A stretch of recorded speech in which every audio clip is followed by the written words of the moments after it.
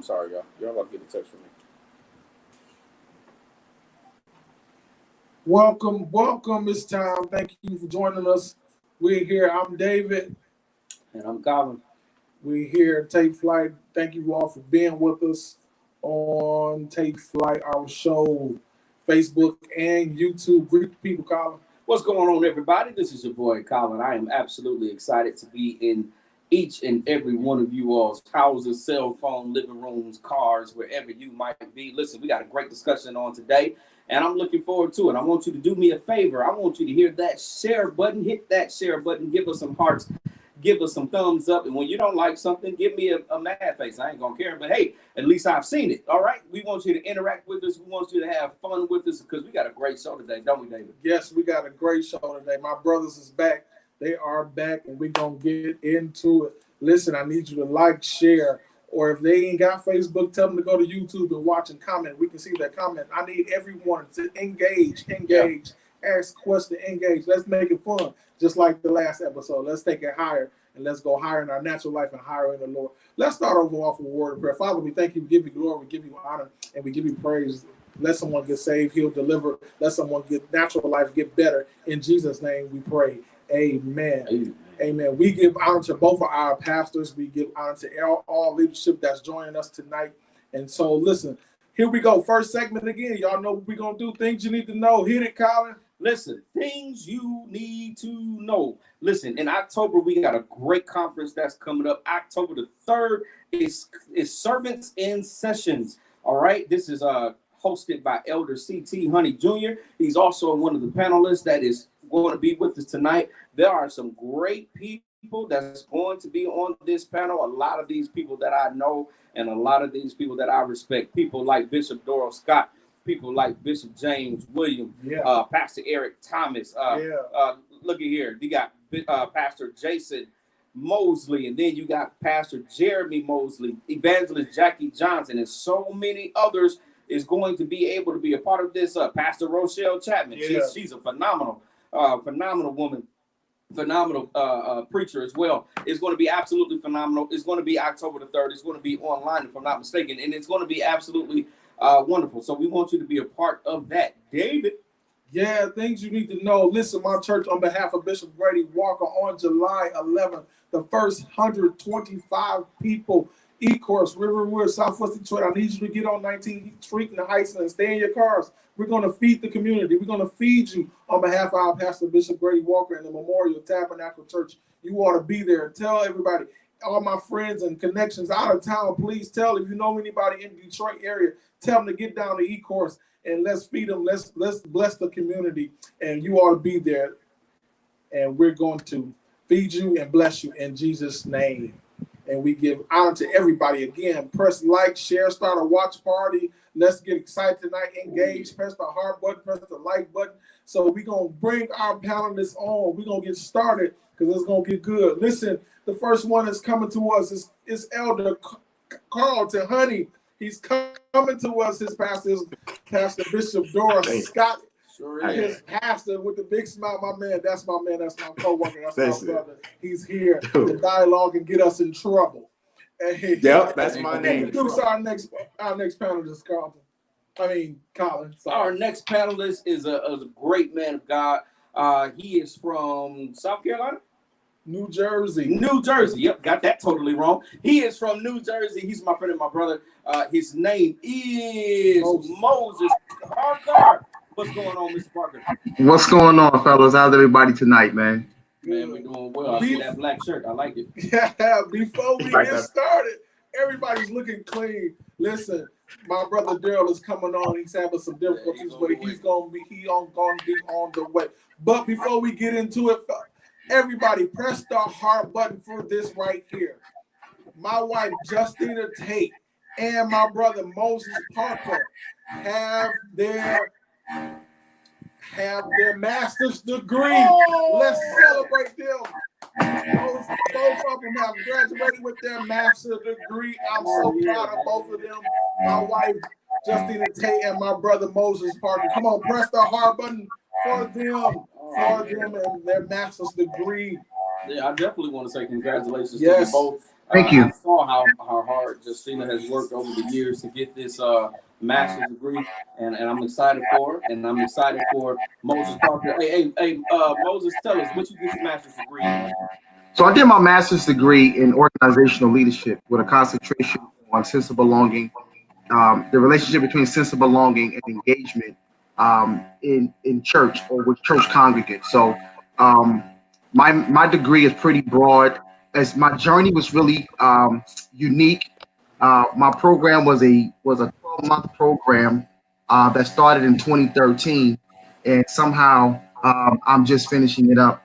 I finished my coursework and things like that early. I finished it straight through, but my thesis work is what held me back, man. But I'm so excited that it's done. Last summer was a real brutal summer for me, but I was able to really navigate through with the grace of God, man, and get it done. Good. I'm happy Good, for you, man. Reverend. Fellas, let's get into it. Anytime. Let's get into it. Nowadays, I've been worrying about and thinking about how we can better as a brotherhood, as preachers and men of God who wants to put God in the forefront and who wants to see people's lives change. And it's not about popularity, money, fame, fortune, all that stuff, but just come together and supporting each other, to support each other, not the whole challenge thing and trying to outdo each other in any area. But I just wanted us to talk about that tonight. So let's get into it, man. Supporting one another. How can we develop that and make that better and bring us as a brotherhood and sisters who are evangelists or whatever the case may be? I don't want to seem sexist because I'm not. Just us, our age group, they think we don't get along. We always in competition and things like that. I'm one that supports everybody. I support my brother Carlton. I support you, Moses. I support my brother Colin here, my own brother. Everybody who's trying to give God the glory and who's trying to come up together. Because if I make it, you make it. Yeah. So what would you say to that, Carlton? Come on, hit us. I say it's because of our forefathers and our culture is the reason why we are in competition amongst one another. For some reason, especially in the black church, for some reason, a lot of preachers believe that they got to out preach one another or they got to do show up one more or one another. I'm really trying to understand that spirit in this day and time because it's that at the end of the day, I need my brother and sister in order for me to succeed in life and to get to the place where I want to be in life. I need someone's help, and I live with that mentality. I cannot belittle or downgrade my brother and sister because it's the fact I'm going to need you someday. And we need to keep that mindset of believing that I'm going to need you one day. I'm going to need your help. I don't know who you know.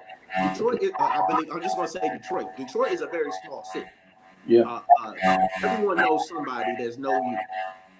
And you'll be surprised who that you might have a problem with and who they are connected to that you're going to need help from or you're going to ask help from. So you have to be careful.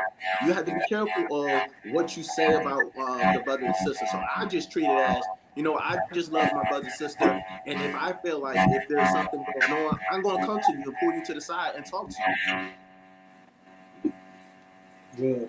Come on, Moses. What you think about that?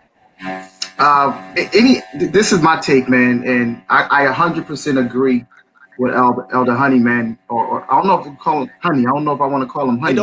Hey, I've been saying that the whole time. Like, man, we got to say something else.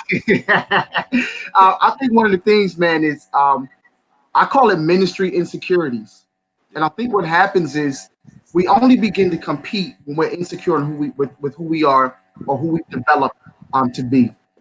When you are secure in your knowledge, understanding of the word, when you are secure in your unique gift, when you are secure in who God has created you to be, you actually develop a more appreciation for people who are different from you, and you're never intimidated by other gifts.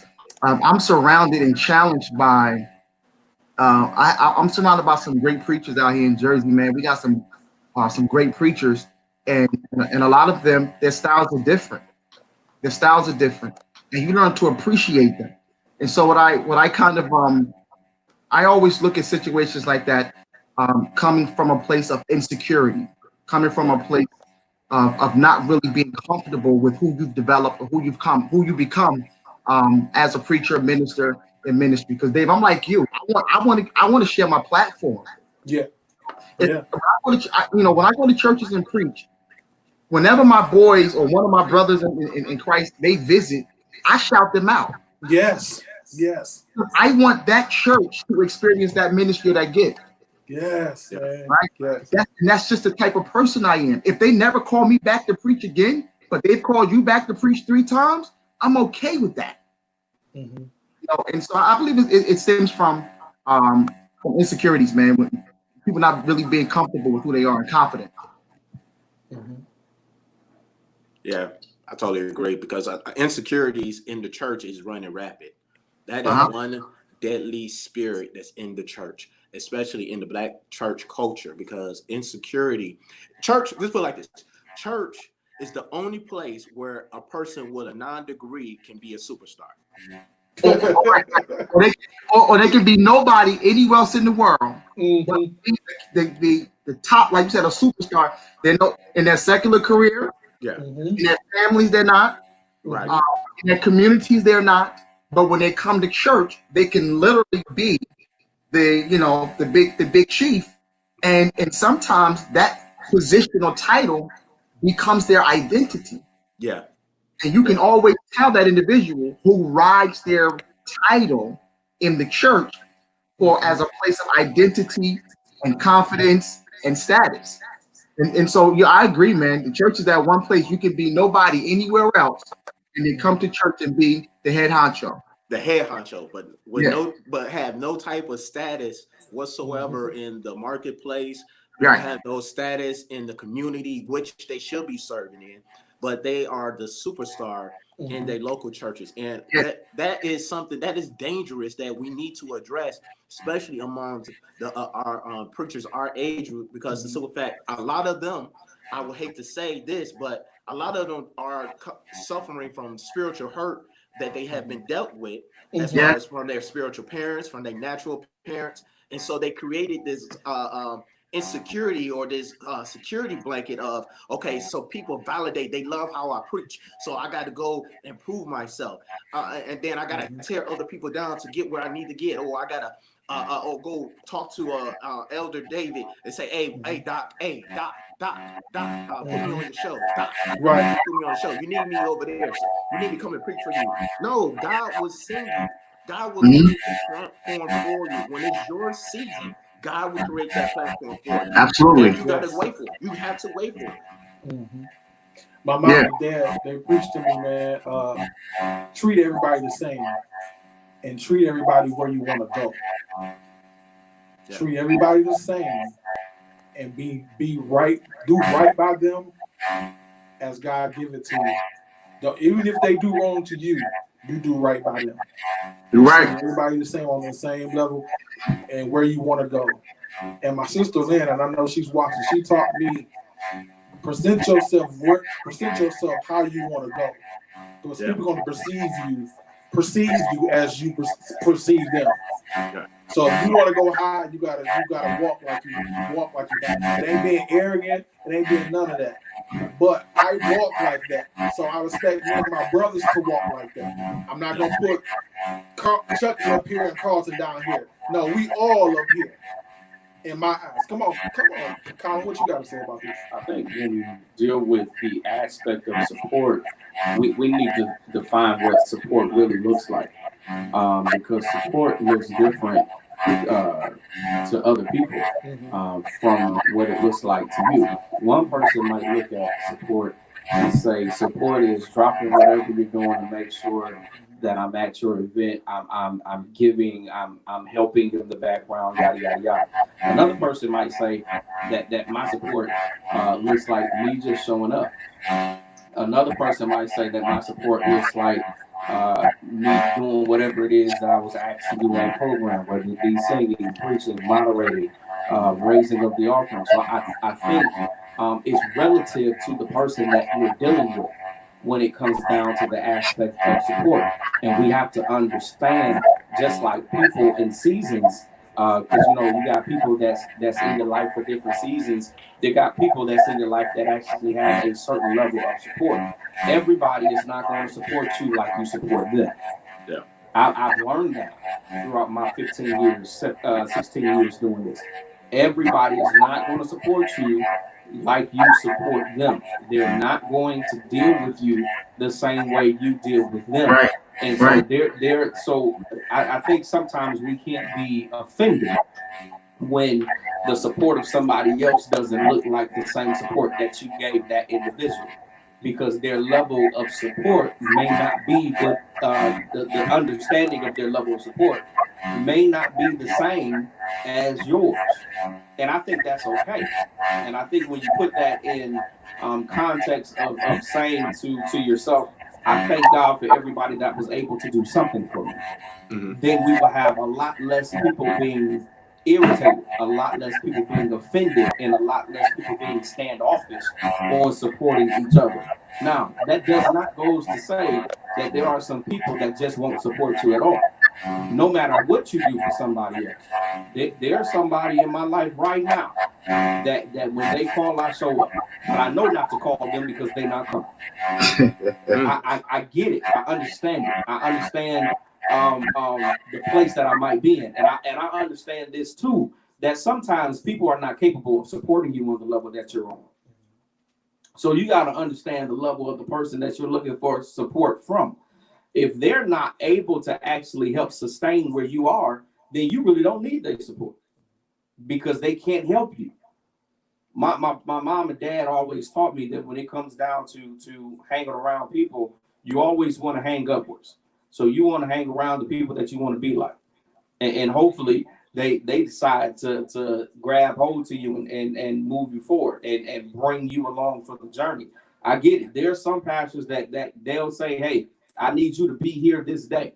I'm going to be there, but I can't call them and say, hey, I need you to be here this day. I got to call them and say, hey, I got this going on. If the schedule permits, can you please come and see about me? Because it's a different level. And so I think it's all about the level of supporting that we look at, and we need to be able to define correctly where people are when it comes down to their understanding of what support looks like.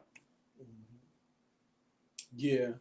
So what do y'all think about Black businesses, Black people, again, talking about support? I know we hard on other race not supporting us, but we also have to talk about that our own race, don't support each other. We make it difficult to, I gotta say this without getting a whole bunch of inboxes.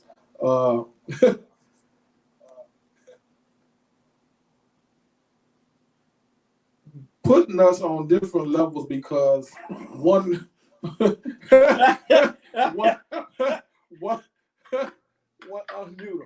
restaurant got good quality service, and other one doesn't.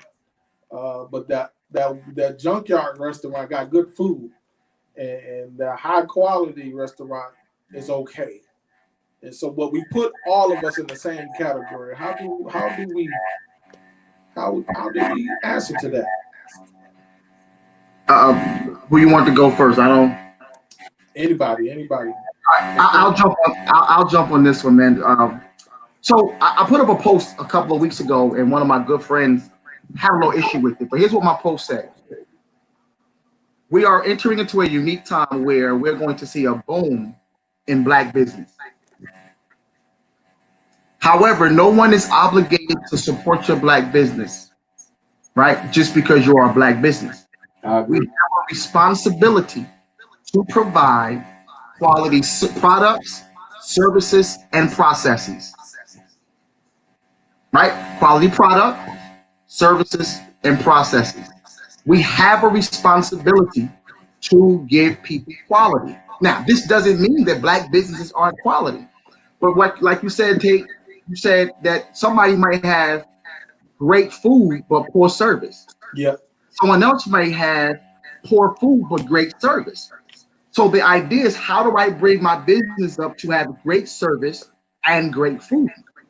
And so we have that responsibility to provide that, those particular services. So and I didn't say that to say that, again, black businesses aren't giving that, but I think that we should always be willing to operate in excellence.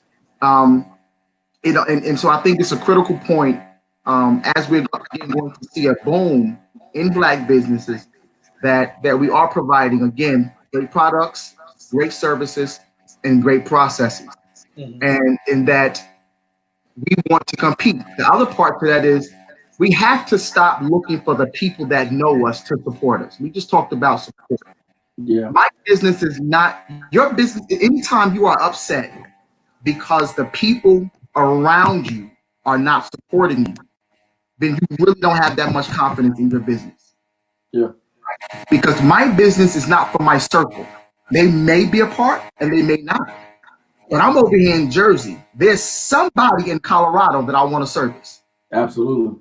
There's somebody in Cali that I want. There's somebody in Alaska I want to serve. And so I am not building my business banking on the support of the people that know me. I started my business to reach or to solve a problem. All right. I want to solve a problem, meet a need, or create an experience. That's what my business is going to do. Solve a problem, meet a need, or create an experience. And necessarily for the people that may know me. Right. So you have to, and I don't think other people develop businesses just thinking about the people that are around them. And so we have to start thinking bigger when we have a business or an idea.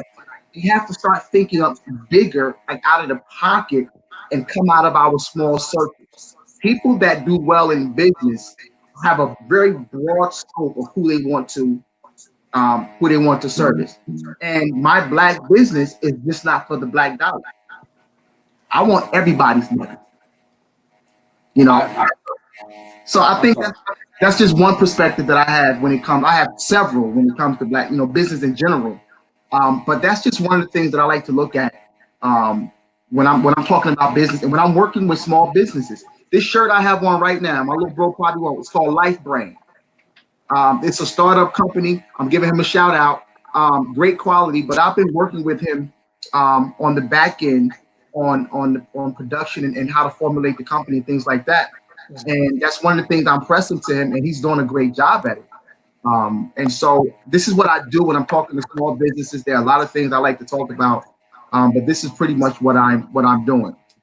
That's a good point, man. I used to work for Comcast. I was at Comcast from the time I made it about a year after high school, and I worked there for about 7 years. And Comcast taught me a ton about marketing and about branding. Yeah. Taught me a ton about marketing and branding. I don't know if the black businesses aren't being supported more so than the black business owner not being able to market and brand themselves properly. Mm-hmm. Once we get our face out, once we get our business out, I think then that it will be able to attract people. What is your target base? Right. Who is it that you want to attract? How are you going to attract them? What ways are you actually getting your business out? Because if you're looking to open a restaurant and nobody knows that you're open, you can't just say grand opening and expect somebody just to show up. Can I inject pause right there? Absolutely. And I saw the comment. Hey, Pastor Matt, God bless you. Bless you, Pastor Matt. But don't businesses start? Don't you get out there by you going through your family and friends though? I mean, that's part of it. That's when but really, you get your confidence based off of your family, but you get you get success outside of your family. Right. So when you get your idea and you go to your family and they give you constructive criticism and they say, "Yo, I like this, but this could be better." And once you get it to where you feel like you can broaden the aspect of it, then you got to be able to serve the everyday person, like Moses was saying, that you're not looking just at your family to do it, but I need everybody to be a part. I need everybody to be able to be serviced, and that comes with being able to understand properly how to get your name out there. Yeah. Understand properly how to be able to brand yourself even when you're not doing a commercial.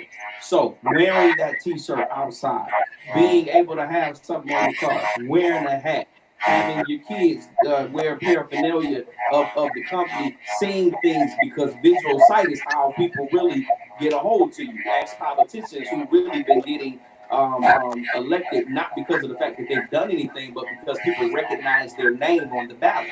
And the more they see the name, the more likely that they'll vote for you. The more somebody see your brand, the more likely somebody will go and reach out to your brand. You know, so to add on to what Moses is saying, and I'm not going to repeat the stuff that he already said because he vocalized that I think extremely well. I think we need to be able to make sure that we market ourselves correctly, we brand ourselves correctly, and I'm going to sit this last one on you too, that when you're marketing your brand yourself correctly, that your service actually meets your marketing and your branding. The Right. last thing that you need to do is have a great marketing ploy, a great brand, and you have horrible service.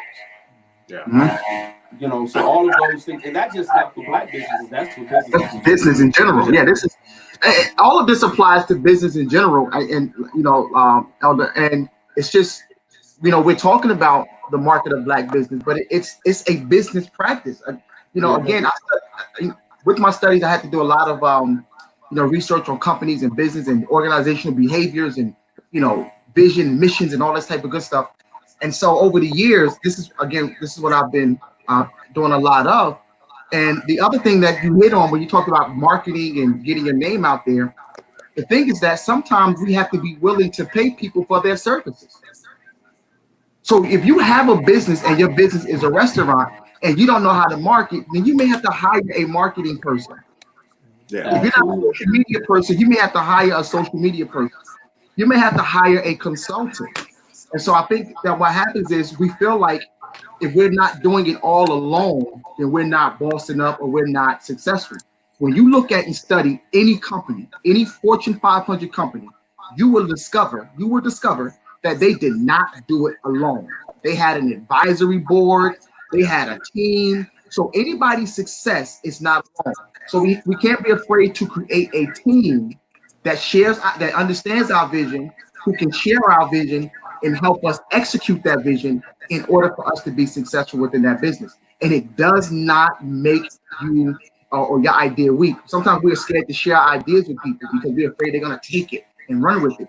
But you have to have a team, man. You have to have a team. And so in those areas. Yeah, and I totally agree with you on that.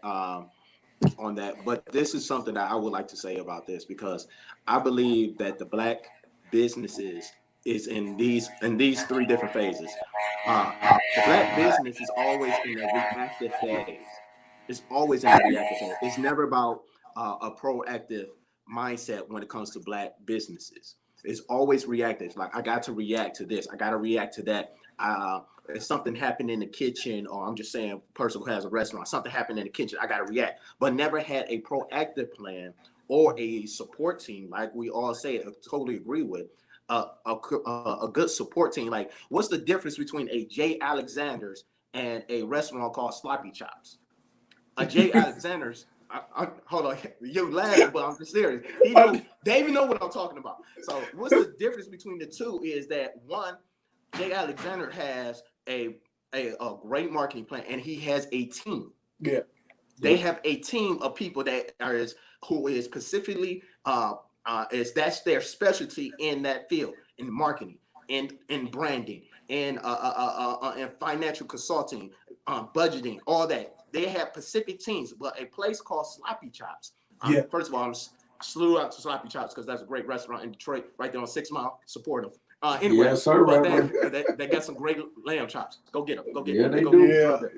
If you like lamb, go get them. Anyway, that was a quick commercial.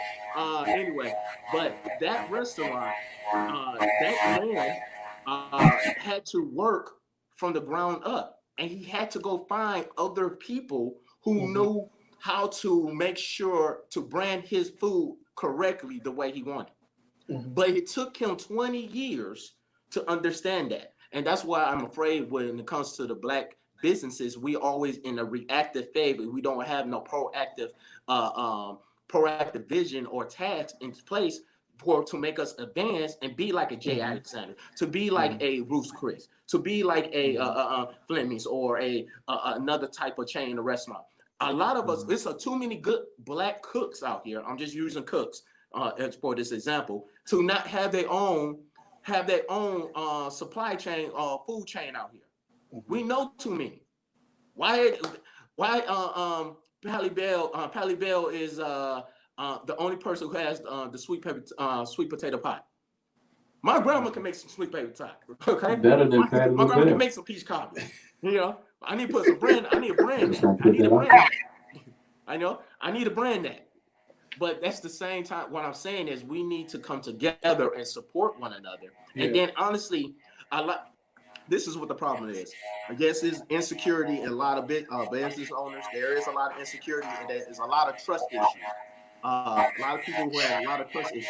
But at the same time, in the same matter, God will send you people to be a support to you, who will want to follow you and just push your vision. And you need people to push your vision around you and build your team around and to allow them to do what they do best. So that's what I feel like about that, about with the Black community and Black businesses. Yeah, I think there's a I'm sorry, go ahead, Moses. I just want to say, and I want to be very clear because I don't want no inboxes. Support you can inbox me. If you inbox him, inbox me because I'm going to answer for him. And you know what? It's crazy because that's where exactly I was about to go with that. When it comes down to this too, one of the things that I think we must actually talk about, because we could put a lot of this on the business owner, but the truth of the matter is there's a bigger issue that we might have as well, that when it comes down to other communities, the community actually invests in themselves because of the fact that they actually have a community. So let's look at the Jewish community. The Jewish community, which is actually the lowest number in community in terms of number of people and population, they have a great, powerful economy because of the fact that they actually support each other on the inside of the business and the inside of the community. So everything actually rotates and it cycles around inside of the community. When you have places like the Chaldean community that does the exact same thing, you have the Arabic community that does the exact same thing. You have the Caucasian community, which we ain't got no choice but to because they're the largest group out there. And then there's the Black community, which is fractured. Yeah. And because of the fact that we're fractured, we don't get the opportunity to really invest in ourselves as much because of the fact that we're divided at the core. That's why until we can actually come together and unify, then we're not going to be able to have riches as a community like these other communities and these other ethnic groups that we see, because of the fact that we can't come together on simplistic things more so than anything else. So if I can easily, I use this example all the time when it comes down to membership in churches. I want to use this example when it comes down to actually supporting businesses. I can go to a McDonald's, I can order a meal and not get what I want and be upset at the McDonald's, but still go back the next day. I can go to a Wendy's or I can go to a Kroger store, not get what I want, and I go back the next day. And it is not with our community, it's not with our people being employed. But then when it comes down to a Black business, I have one bad experience and then I write them off for the rest of my life. That's right about that. Fair to the business. And that's not fair to the community. And so I think we need to do a better job in repairing who we are as a people. And I think that will help out a whole lot when it comes down to supporting our Black businesses. No, and I 100%, and that's where I was going. And the thing I put at the end of the post is every business should be open for feedback, right? And so what happens is, like you said, we'll give another business multiple chances. We had a bad, last time I went, my food wasn't right, but we'll go back again. And so, but we have less patience when it comes to our own businesses. And so the flip side of the coin with us providing, quality products, services, and processes is that the Black or African American consumer, right, must have good business practices too. I just Yeah. had a guy come here. Yeah. I had to have my sofa cleaned because I can't afford to buy a new one until next year, right? So I had to have my sofa cleaned, and the gentleman came and we were talking. And if I call you in to do a business, your money's gonna be there. Yeah. I don't play and I don't negotiate. If you tell me your shirt is $40, I'm gonna That's pay you it. $40. I'm not gonna say, yo, come on, man. I'm your boy, you my brother. Let me get it for 25. If your price is 40, it's 40. Because I'm not I gonna go agree. into Neiman Marcus and try to talk them down and say, yo, let me get these Gucci's for they 350. Let me get them for 300. No, they're not gonna do it. So I'm not gonna waste. So I don't do that to my own community. So he comes in, and the one thing he talked about was some of the customer experiences that he's had, where somebody will call him in. When he gets there, he'll finish the work, and then they want to give him a check and say, wait 30 days to cash it. And so we have to be better consumers Yeah. and understand that when we walk into a Black-owned business, that we want to give them, we want to treat them right. We want to value their business as well. So we have to play both sides of that, man. And so I 100% agree that we have to support each other in that sense, and that we have to, if the business is open for feedback, um, then we open for feedback, and it should create a community type of communication where we have a community. So if I Yeah. go and have a bad experience in your restaurant and I say, hey, Colin, look, man, your server was a little rude. You gotta talk to him about that, right? Right. That's building community. I'm still gonna come back because I Yeah. trust that you're going to address the issue. And so I think that when it comes to the community, you're 100% correct, man. We have to be willing to work together. And when you create that community, it also means that we have to help that business get it right. And any great business owner, you want to hear from your clients. And when your clients, Right. if you give them attitude, you might not need to be in business. You should always be open for feedback.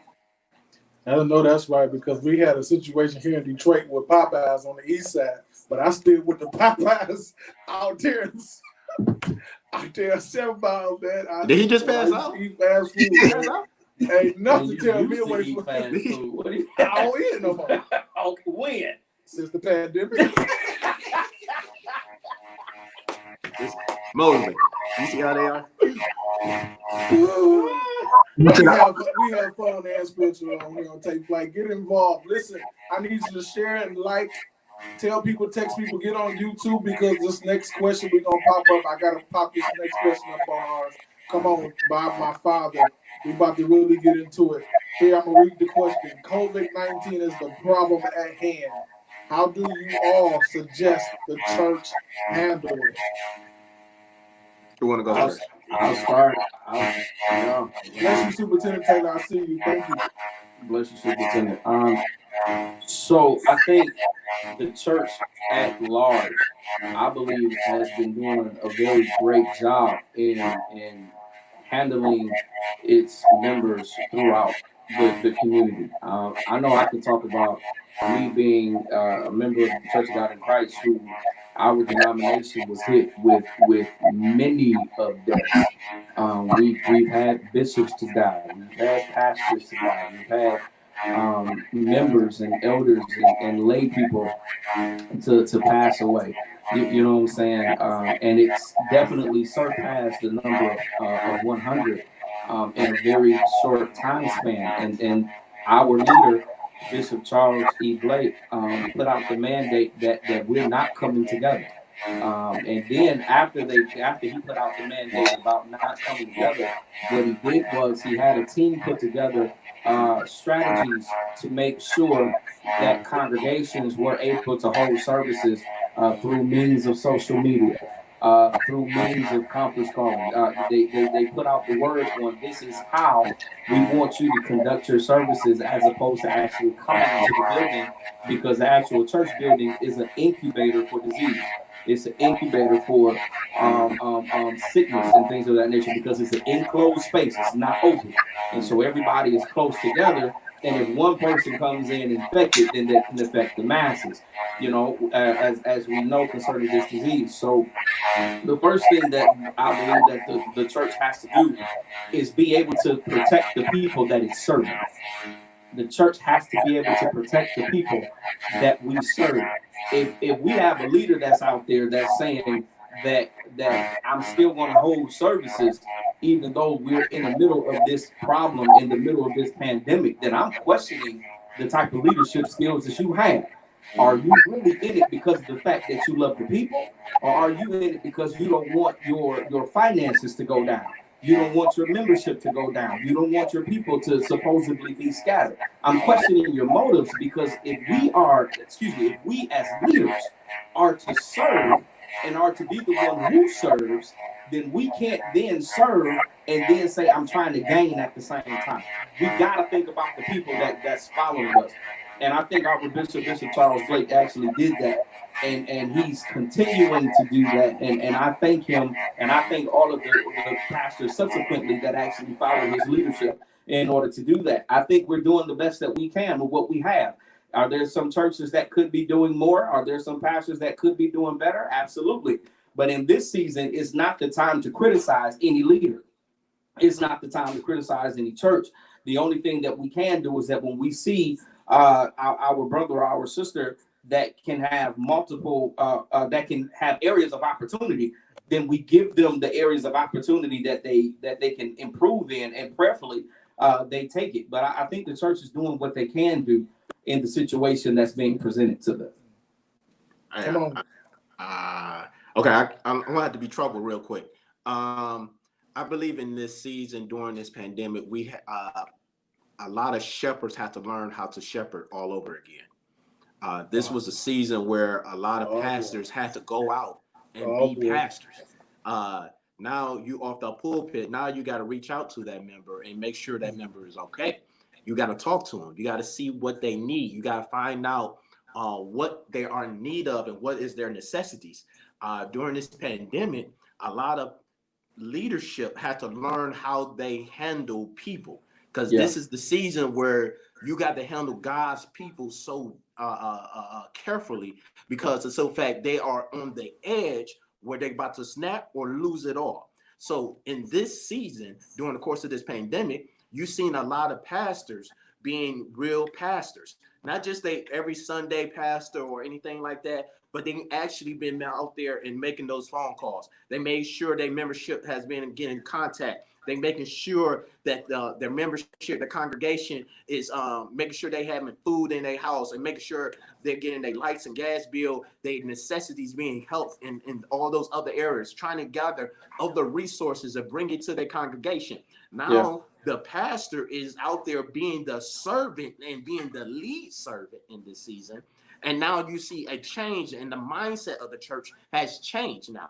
Now you're seeing more pastors being out on social media, going out and being evangelizing even more. Now you're seeing more churches is out of the building and having services at parks, having services in their parking lots, having service at random areas. That's what this whole pandemic has taught the church is. Now you need to really think outside those four walls and stop doing the same things over and over, thinking it's still going to work. You cannot put a VHS tape in a digital form in this time.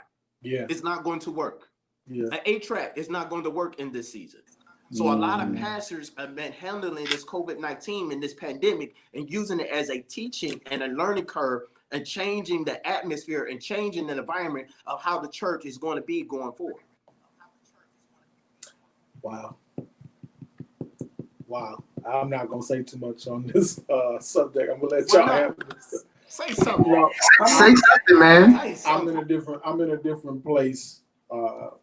I give big ups to my pastor, Bishop Grady Walker, who allows me to assist him in ministry, and I take very appreciative of him and allow me to let God use me. And it has taught me many of things: how to handle people, how to lead people, how to just go with the time. And so big ups to Bishop Grady Walker and my church for still hanging in there with us and with me. And so I'm honored by that. And they push me, and I love every last one of them. And so I think in this end time, we ought to keep the people heads up, let them know. And I'm not trying to push myself, but I preached on yesterday. And this ain't me boasting myself. God preached through me yesterday that we're covered, we're healed, and we're blessed. Yeah. We got to stop listening to the news, stop listening to what the doctor says, trust in God. I'm not trying to preach, but I'm just saying we're covered, we're healed, and we're blessed. And that the new normal will be one area that you worked in, that you can improve in. New normal is not, for right now, we have to wear a mask. We have to stay distant. But in the end, I believe the world will open back up where we will not, the new normal will not be wearing a mask and staying apart from our brother. The new normal is me learning what you develop more in, that you got better in. Me learning you all over again. That to me is the new normal. What you made better in your life. If I had a bad attitude before the pandemic and while the pandemic, I should have worked on that and be better. And now it introduces a new me as far as that area of my life go. And so that's how I see it. So I wanna there's a comment by Pastor Johnson that I think is definitely good to see. He says, I think every church needs to do what God tells you to do and keep your nose out of what God told other churches. Keep your nose out of what God told other churches. And I respect that. And I'm with that. Every church has to make the decision to be able to govern its own people. But I also believe that as a community, we have to be able to stand together as a cluster and as a group to say, hey, we're locking arms and we're together in this whole thing, because this isn't just a separate issue. This is an issue that has touched us all. Daryl Tate, who we give honor and deference to, he's a part of this panel every time. He wasn't able to be on today, but he is online. There's a question that he asked, and I want to pose this, starting off with Moses, because he's been very silent on this issue, which I think is unfair. And so we're going to get him talking here. So this is the question that Daryl asked of us. He says, so will God tell one leader to open up their church without telling the other leaders to open? Glad you. Wow. That's good. Let me say this. I don't believe the issue of opening churches and not opening churches is a God said issue. I think a lot of times we put a lot of God said, God told me to do this, God told me. And I don't necessarily believe that this is a God said type of issue, whether as it relates to opening churches or not. Now, if God speaks to you that way and he tells you to open your church, then do it. But one thing about the God said is that, and I think you said Pastor Johnson. Was that Matt Johnson? Yes, sir. Oh, he a troublemaker anyway too. What's up, Pat? What's up, Pastor Matt? Yeah, what's up, Pastor Matt? As it relates to that dynamic, I think every church, every leader is going to be unique. It's going to be unique to your proximity, your location. It's going to be it's going to be unique to your relationship with God, the dynamics of your service, your willingness to be innovative. See, here's the problem with COVID. This is the one thing that put everybody on the same plateau. Yeah. So every leader had to pivot. Yep. And the churches who were more advanced already in their social media influence Work, Reverend. at the easiest learning curve.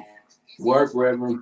And so what happens is, I don't necessarily believe it's more so of a God said. I think, and this is just me, I just believe it's unique to each leader, and they have to, as far as what the numbers are saying, what the numbers are saying, what your local municipalities are saying. And again, if you want to hear from God and God speaks to you, that, and then what is God saying? So yes, I believe God, if he's going to speak, yes, there can be a church that says when God says open and another church that God says doesn't open, because every church and every leader every situation, every circumstance. During this COVID time, the church that I'm a member of, and notice I said the church I'm a member of because I don't want no problems. We lost, I think we're up to 8 members. Now, most of them were non-COVID related. However, during the COVID time, we lost about 9 members. Now, these wasn't the 9 that you're glad to get rid of. Yeah. These were like 9 good ones. If the number's 9, I can't really, I don't even remember the exact number. So I just believe that if I were to give a yes or no, can God tell one church to open and not the other? If God is speaking that way, absolutely, because every situation is going to be unique. Wow. Carlton, let's go, man. Yeah, I totally agree with Mosley that everyone. This is a lot of people who were already on social media, who was already doing online classing and stuff like that. They was already ahead of the curve. I totally agree with that. This COVID-19, yes, it has hit the body of Christ very hard, especially in the African American community. I believe our number one job as leaders is to make sure we protect our sheep. We must protect those who are a part of our congregation and also be aware what is going on. And I believe that is negligence if we put our people in danger. And that especially during this time, I believe we need to make sure that we cover them. That is our job. Our job is to cover them and protect them as much as we can. So I'm not going to put you in harm's way. It's just like me taking my kids out for a joyride and I've been drinking all day. I won't do that. My job is to protect them. And it's my job to never put them in harm's way. And so and God, honey, and God doesn't have to tell you not to put. That's intelligence. That's common sense. Yeah. And so you don't have to pray and say, God, I've been drinking. Should I take him for a joyride? I'm just saying. Right? Father, right now, let me know. Send me a sign. Speak to me, Lord. Because whether you hear a voice, they drive. If I see a red car, Corvette driving down the street, Lord, that's you. I'm gonna take the kids for a joyride. No, God, no, he's not doing that. He's not doing that. But I'm just, in all seriousness, what I'm saying is that we got to make sure we put our congregation in the right position.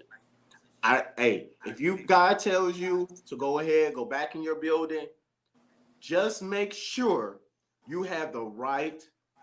You make sure you do the right things that is governed by the CDC. That's all I'm going to have to say. Make sure you have your 6 feet. Make sure you have your hand sanitizer stations throughout the building. Make sure you have people wearing their masks inside the building. I'm just saying, just make sure you have these policies and procedures already in place. And I believe a lot of churches are preparing themselves, getting ready for that, just getting ready for, okay, I need to have this stuff in place. And I know Dave want to say something, probably cuss me out or hurt me or something, but go ahead, Dave, take it over, because I'm dark skinned. Go ahead. No, I get it. I'm with it for being safe. I get all that. But when people start saying I'm scared or I got fear, I don't want to go to church, I don't want to live, I don't want to, that bothers me. Now we're talking about your faith and what you believe in. I understand, we got to be safe. And I'm saying, this is my point. Again, we don't want no inboxes. Wear your mask. Do what you got to do. Send them the inbox to me. Send it to me. I ask for me. Do what you got to do. Right. I'm just saying, don't let it shake your faith. Don't let it shake what you believe in. God is the answer. It seems like people have gotten scared, got more reference from COVID than God. That's my point. I wear a mask when I'm around a bunch of people. I don't wear a mask when I'm walking to my car. That's me. That's the faith I'm at. I wear a mask if I'm in the grocery store, but if I'm walking to my car, if I'm in my car, I'm not wearing a mask. If I'm around my family who I know it's okay, I'm not wearing a mask. And I believe that's perfectly okay. The other thing we have to really think about and consider is that, again, nobody in our generation has ever dealt with a pandemic like this. Yes. So Yes. everybody is learning on the go. Yes. Yes. I agree. Everybody is taking it, and again we're getting reports from the government, our local states, municipalities, and we're getting the information that we believe is accurate. It's not always accurate. And so I think the thing is that even when somebody is afraid or fearful, I'm not sure if I want to give too much weight to it, because when I say that, I mean it should be normal. It's okay to have a little anxiety because it's new. I'm just getting used to seeing people with their mask on walking through Walmart. In the beginning, man, I saw a dude, and when this first started, I promise you I'm not lying. You know the welding gear, like welders Yeah. wear, Yeah. and the Yeah. gloves. Sorry. A dude was in Walmart with all his welding gear on. Yep. I believe it. And it was the weirdest thing. And so if somebody does have some type of anxiety when it comes to church, I believe what the church has to do now is be able to meet that person's needs. Make it comfy. The problem is we don't want people to stop coming into the building. But I believe God has been trying to push us out of the building. That's why we've been out of our churches for 3 months. Right? And so I think the idea is that we are afraid, right, that people are going to stop coming to the building. And that might be the case. There may be some people who may not come back into our buildings. And we have to be okay. So when I think Elder Honey talked about this, was not being reactive, being proactive. Now with that thought and understanding that the culture is changing, what can I do to meet that person's need? What can I do to meet the person's need who may never want to come back into the building, or who may come sporadically, right? For fear of being sick or touched. It's not lack of faith, right? We put that on people when we don't want to change, or we don't want to be innovative again. I'll use that word. And so I just believe that we have to be willing to meet that person's need. I don't think everybody's coming back in the church. That's just me personally. I think there are going to be some people who are going to say, I'm going to be an online member. And yeah, I totally agree on that. I believe that's a whole nother topic that we could talk about another day. The church is a reactive. The black church is reactive. Yeah. We just talking about these 3 phases of proactive, reactive, and preventative. The church is always reactive. We're always going to be behind. Always behind on the times. And this time right now, we have been moving towards. I mess with him. Okay, bet. This time we have been moving to a phase of now I got to think of what is next, how the next is going to look, and how that's going to look. So now we are planning. We actually planning, and we actually strategizing on these things. And you want to go ahead? God bless you. Come on. Come on. Go ahead. I see your hand. Thank you. Sometimes you got to be in school and just put your hand up. Just put your hand up. I hear what y'all saying. I got a couple of problems with it. And I want to tell you what they are. First, I want to deal with Daryl's immediate question. Will God tell one pastor to open up their churches and not tell another pastor to do the same? I feel like we danced around that question as opposed to actually smacking that question in the face. So let me say it like this. I don't know what God is telling these pastors because some of these pastors be lying. So I'll say it like this. The Lord might have told a pastor to start up their church or to not close their service down. Now, I'm going to double down on something that Chucky said when he said that God may have dealt with you like that. And I want to say this, that if you tell me that God said for you to do this, though I may feel like you're lying, I'm going to take you at your word because you said God said. Yeah. Now, so now let me tell you now what I'm going to look at. Because if you turn around and pull a card and say, God said for us to keep our own services going, and then everybody in your church get COVID, we know God didn't tell you to do that. Because God is not a God that will put you in a position to make you sick when he said for you to go out and do it. Sorry, that's my opinion. You can inbox me if you want to. I'm not going to respond. So here's the issue now that I'm having with everybody else that is saying, oh, well, I'm not going to go to church because I'm scared. Oh, well, I don't have to be in church because now we have a new normal. All this and all that. You haven't stopped going to the store. As soon as the mall opened up, people were waiting 5 hours outside to make it inside of the door in order for them to purchase something that they could have purchased online and that they have been purchasing online for the past 2.5, 3 months. We deal with the aspect of not going back into the house of God, but we can stand outside of a restaurant that we've been ordering from, picking up, doing curbside service just so we can sit at a table for us to be able to get the same food that we was eating at home. We're doing block parties. We're doing idiotic block parties. We're doing no. Forget the drive-bys, because these N-words are outside of their cars, twerking on each other, standing on top of the hoods, drinking their Ciroc, drinking their whatever it is, they Hennessy, all of their stuff that they're doing. They're doing all of these things, but when it comes down to going back into the house of God, oh no, I'm too scared to do that. I have a problem. Now we're not dealing with your faith. We're dealing with the aspect of what you don't want to do. Because the truth of the matter is, for some people was looking for a reason to stop coming to church. Hold on, COVID is there. We had reasons not to come. So you can't say that. Black people wasn't coming. A lot of people wasn't going to church anyway. So church attendance was already dropping. Church attendance was already dropping. Always. It's been dropping for 20 years.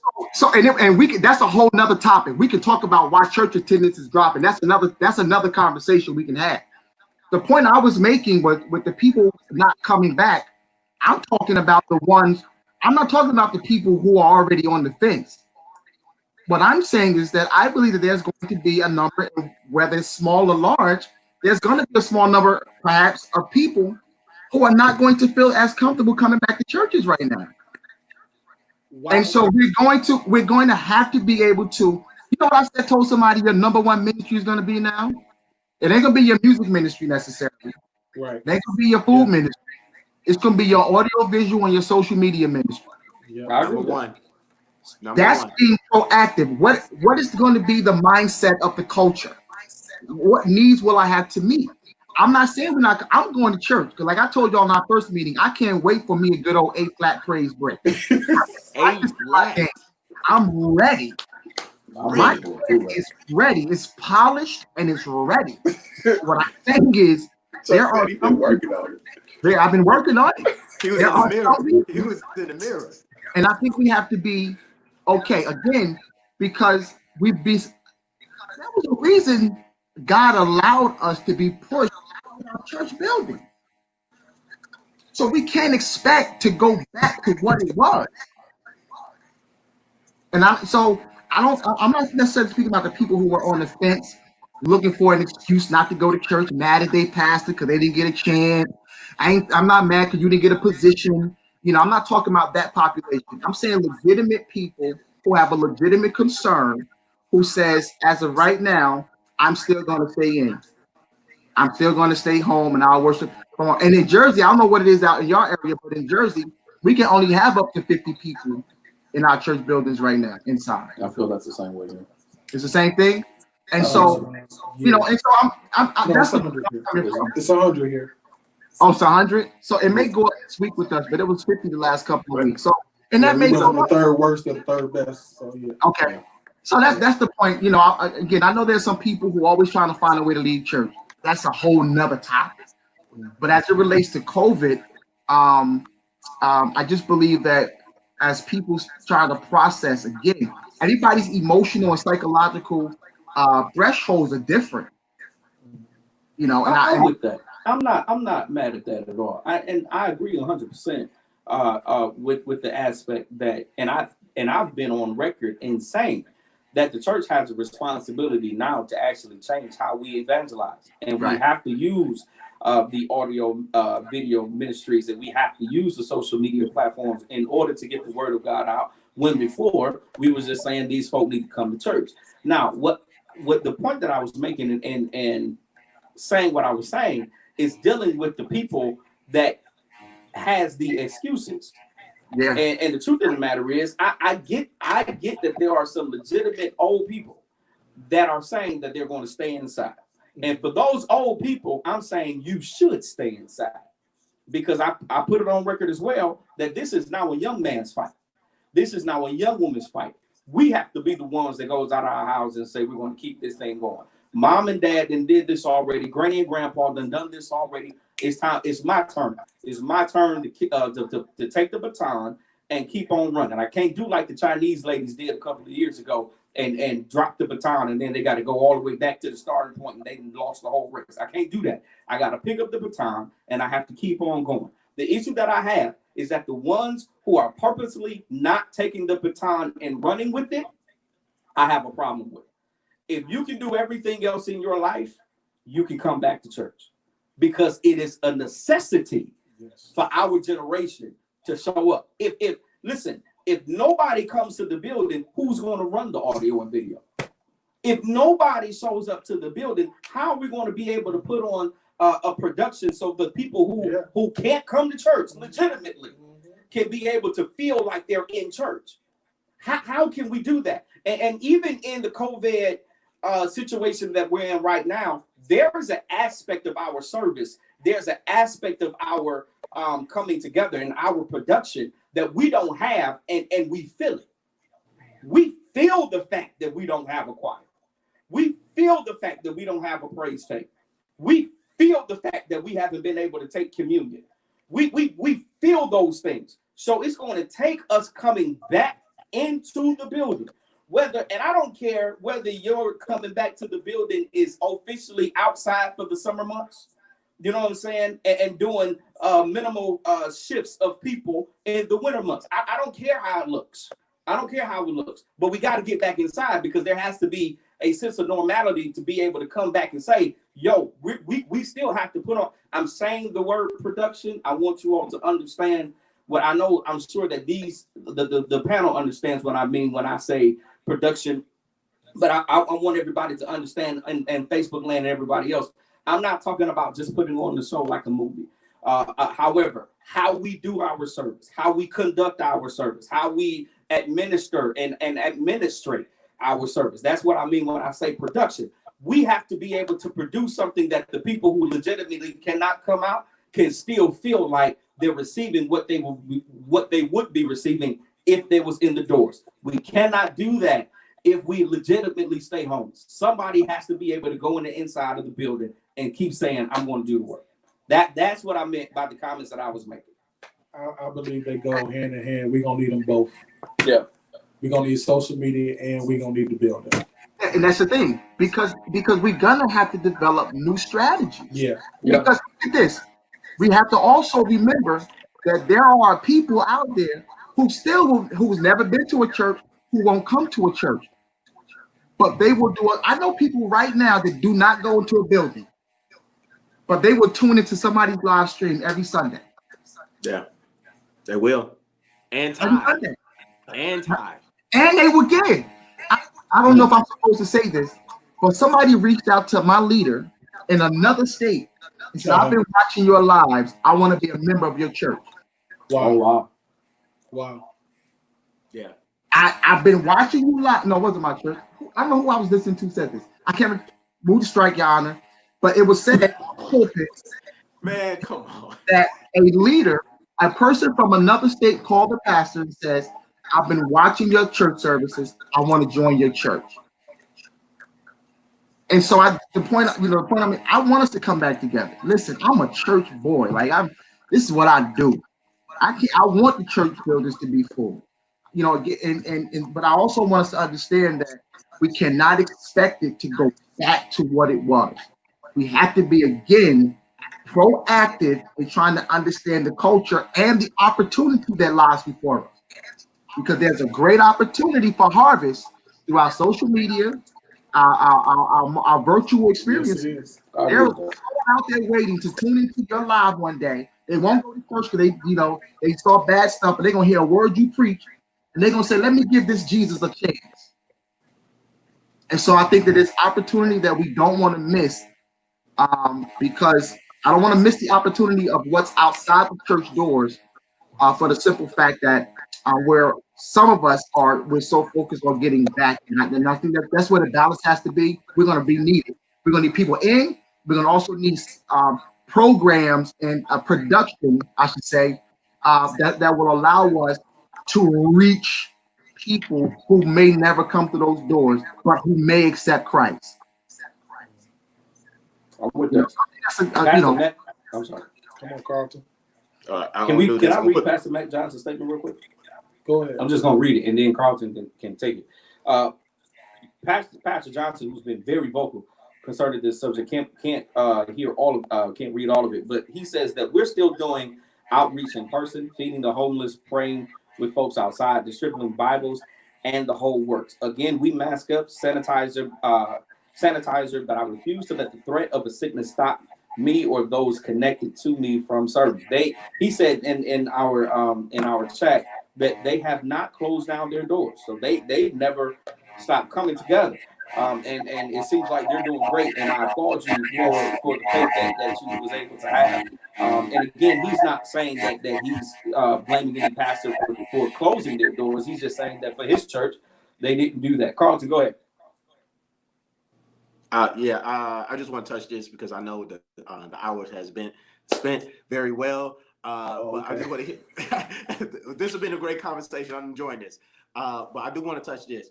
What Mosley has said is this: the church has now we're going to have the church that is doors, a building church, and now we're going to have a social media church. And I can testify. I'm going to testify. Yes, we have members now that is living out of state, but they are faithful members and tune in every Sunday. And I will say this, and they are better tithers. Wow. And during this course of this pandemic, even though we have not been able to physically see them, or because they live out of state, living out in Florida somewhere or in Texas, but at the same time, they've been tuning in faithfully through Bible class, through the prayer meeting, through the Sunday worship. They've been there on time waiting. So we as the church have to be proactive and master this great opportunity of creating an e-campus. This is another campus for your church. So you got to master it during this time, because we are changing, the church is changing, ministry is changing, and the people is changing. So you have to adapt to it. This has been great, man. This has been greint. Listen, we're gonna stop right there, and we're gonna let these brothers come back on another episode. This has been great. Listen, I thank you all, you guys, for joining us today. We got one more segment. We want to celebrate. It's celebration time. We want to celebrate our own Evangelist Stacy Barber. Woo-hoo! Come on, press the heart button. Y'all know what we do. Press the heart button for our celebration of the week. Evangelist Stacy Barber. She's a nurse. She's a part of our church. I know she's been working tired every day. She's been on the front line. Masses. We've been praying for her. Praying for her family. Sickness has ran through her family. She has had death, and she still had to go to work to the hospitals and things, and she's been covered. But we send her strength, and we are so proud of you, Evangelist Stacy Barber, on behalf of C.L and the TateFlight show. After the show, we're going to send her a seed. She doesn't have a cash app, but I know how to get it to her. And if you want to be a blessing, reach out to me and to bless her. We'll get that to her.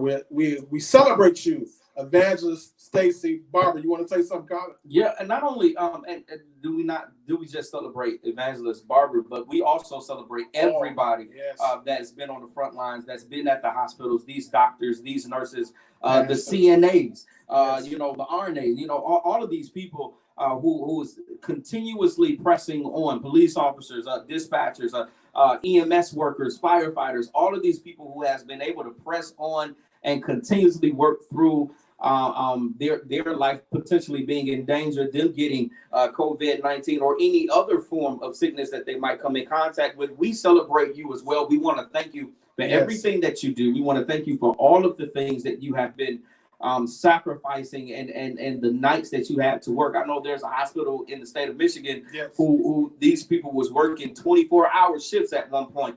We don't listen. The government might take you all for granted. We don't. Thank you so much. We love you. We appreciate you. And if there was something that we could do greater on a greater scale, we would. But we want to be able to just shout out this one individual and really let this be on behalf of all of you. Listen, real quick before you all go, and I understand the hour's getting late. Listen, our next episode, I'm gonna introduce one guest for next episode, and that is himself, Douglas Miller. Uncle Doug will be with us on our next episode. Tell somebody, share it. He's one of our surprise guests. I got 2 more for you. So tell somebody, follow us on social media, Instagram, Facebook, YouTube, subscribe, be with us. Come on, join us. We're family. We go up together. That's my motto. That's our motto. And for the ones who don't know who Douglas Miller is because you're way too young to understand the name, that's the Mr. My soul has been anchored in the Lord. Hey, Uncle Doug about to be in this bad boy. That's going to be a fun Yes, we got Uncle Doug, and we got one of Detroit's own. I won't say their names, but they're going to be with us as well. We're going to dialogue. Every singer, every musician, come on, be with us in 2 weeks. Until we see you again. Let's give our guest one of their last words. Come on, Carlton, last words before we get out of here. First, I want to salute to all the pastors out there who's still serving on the wall, who's still on the wall. And to my leader, Bishop Doris Scott, I love you so much. Thank you for so much about believing in me, and also to all the leaders who is believing in their millennial groups in the church. Yes. Thank you for just sitting there and listening and taking advantage of what you have in the house. Everything that you need is in your house. That's my final word. Come on, Chucky, last words. As we talked about business earlier and black businesses and things like that. So as the church, Deuteronomy 8:18 says that God has given us the power to get wealth. He gives us the ability to get wealth. And so I just want to encourage people, man, in the body of Christ, that if you have an idea, if you have a vision for a business or a service, I don't care how crazy it seems, take the chance and create your dream. Right? Write your vision, make it plain, push your business idea. Sometimes the silliest business ideas turn into some of the greatest businesses out there. Look at 3M. They put a piece of glue on a piece of paper, and then now they are a multi-million-dollar company. All right. And so, as silly as it may seem, then it's turned into something that's major. So you may have the next big idea to meet the next need, to solve the next problem, to create the next experience. So as the body of Christ, we are required. God gives us the power to get wealth so that we can push and advance the kingdom. Advance the kingdom. So I just want to encourage anybody out there who has an idea for a business. You might be scared. You might not know how to start it. Try it. If you want to get started, you're nervous, you don't know what to do, inbox me. Talk to me. Let's get it done. Yes, sir. Colin, last words. Hey guys, I want you guys to do me a favor, and I want you guys to please thank Moses and Carlton for being on. And this is how I want you to thank them. I want you to go to their social media pages. I want you to add them as friends. You can find Moses Parker as Moses Chucky online, and you can find Elder CT Honey as Carlton Tyrone Honey on social media. All right, so just your whole name is on the thing. Listen, go to their social media pages, and I want you guys to friend them. These two brothers are absolutely phenomenal thinkers. They're phenomenal minds, and we are blessed that they have decided to come on the show as many times as they have, to be able to share their insight, to be able to share their wisdom, be able to share their knowledge and understanding. I want to say thank you guys for being a part. We want you guys to go follow Daryl. Please follow Daryl at Daryl Tate. Yes. For his social medias. And we want you guys to follow us. I am Colin McCree, and that is David Tate. Y'all know how we do. Support one another. Listen, I need you to go vote. Yes. I need you to go vote. I need you to register to vote. Fill out the census. I'm partnered up I'm a silent partner. I don't have to be out front. I'm a silent partner with my brother's Pastor Welton Smith, he's family. So we're going to make a difference, not just in the spiritual world. We want to make a difference in the natural. We want this world to be a better place than it will. So until July the 13th, Uncle Doug will be here. Douglas Miller will be here. Tell somebody. Look, follow us on Instagram, YouTube, Facebook. We're going to get out of here. Let's go.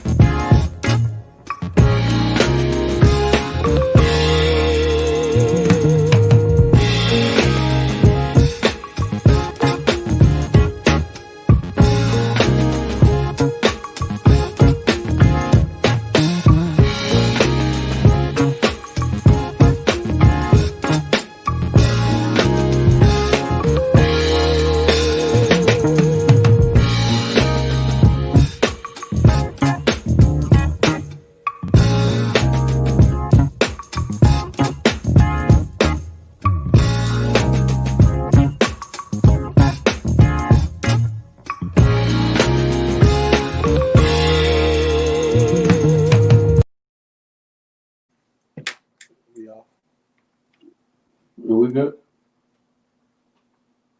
Supposed to leave.